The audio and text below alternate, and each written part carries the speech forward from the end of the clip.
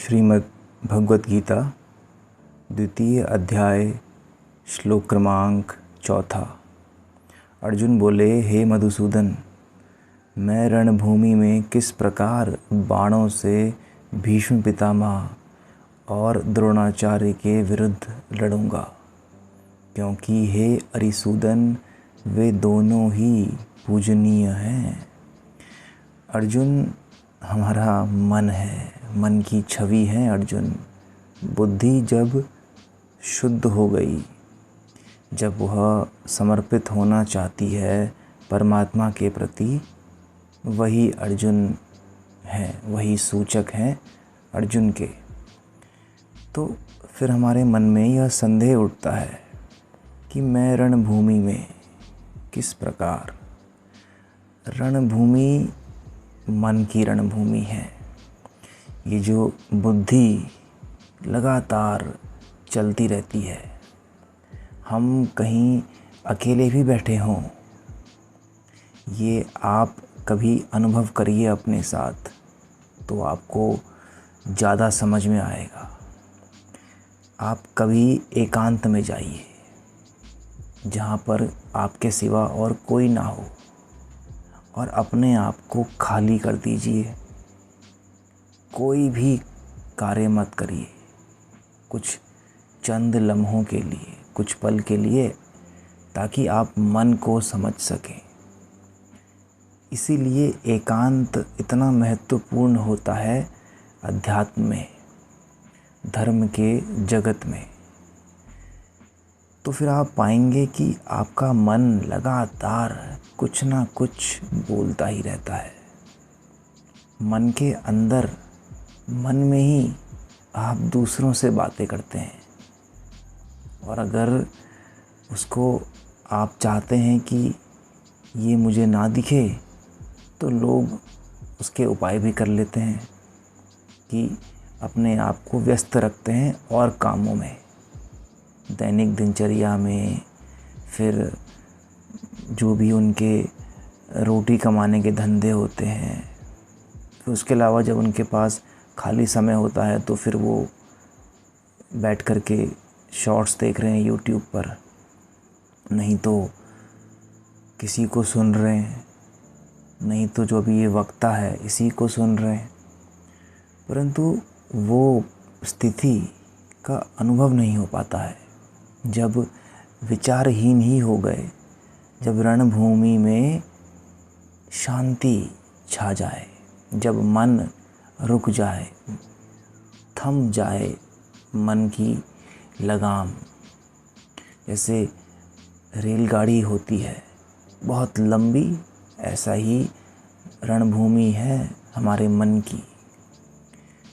तो इस बात को आगे स्पष्ट करने के लिए कहते हैं, बाणों से भीष्म पितामह और द्रोणाचार्य के विरुद्ध लड़ूंगा। कैसे?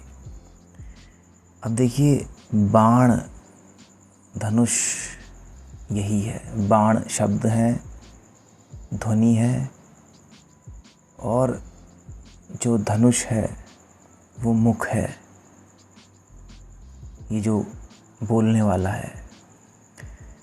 अब यहाँ पर भीष्म पितामह और द्रोणाचार्य की बात की गई है, तो ये आपको सोचना चाहिए कि औरों का नाम अर्जुन ने क्यों नहीं लिया इस श्लोक में। वह चाहता तो और भी जो योद्धा हैं, दुर्योधन है, फिर कर्ण है, शकुनी मामा है, और भी बहुत सारे योद्धा थे, लेकिन इन दोनों का ही नाम लिया। तो ये बहुत ही गहन सूत्र है, हमको द्वैत दिख जाए, हमें अद्वैत में स्थापित करने के लिए, द्वैत को साफ साफ देखने के लिए इन दोनों का ही नाम लिया गया है। और कहते भी हैं कि क्योंकि हे अरिसूदन, वो दोनों ही पूजनीय हैं, दोनों ही पूजनीय हैं।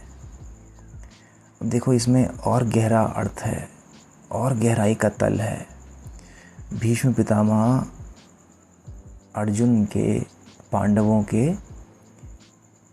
पिता के भी पिता के भी पिता, जैसे कि दादा परदादा हैं, तो रिश्ते में आते हैं।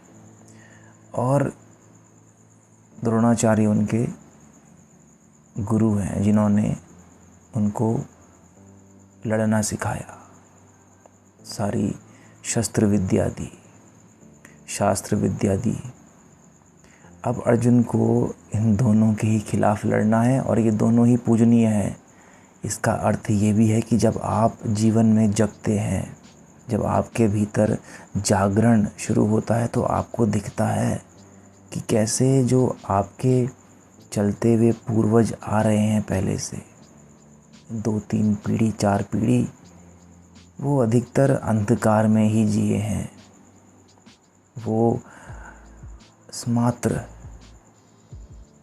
रीति रिवाज और यही सब जानते हैं, उन्हें अध्यात्म का कुछ नहीं पता है। हाँ, उन्हें कर्म कांड का ज़रूर पता है। उन्हें ये पता है कि श्राद्ध हैं तो तर्पण करना है, आटे के, सूजी के गोले बनाने हैं और न जाने क्या क्या करना है, परंतु अध्यात्म का उन्हें कुछ भी नहीं पता है। उसको पता करने के लिए हमें स्थापित होना पड़ता है अद्वैत में। अद्वैत शिखर है जानने का, वेदों का शिखर है अद्वैत। और ये तभी घटता है जब हम देखते हैं कि हम कैसे सदैव इस दो में ही पिसते रहते हैं, इस दो के ही चक्कर में हम पिटते रहते हैं। कबीर साहब कहते भी हैं, दो पाटन के बीच में साबुत बचा न कोई। वो दो की ही बात कर रहे हैं और यहाँ भी हम दो में ही फंसे हैं और यही रणभूमि है, ये लगातार चलती हुई विचारों की धार। ये तभी रुकती है जब हम अद्वैत में स्थापित होते हैं।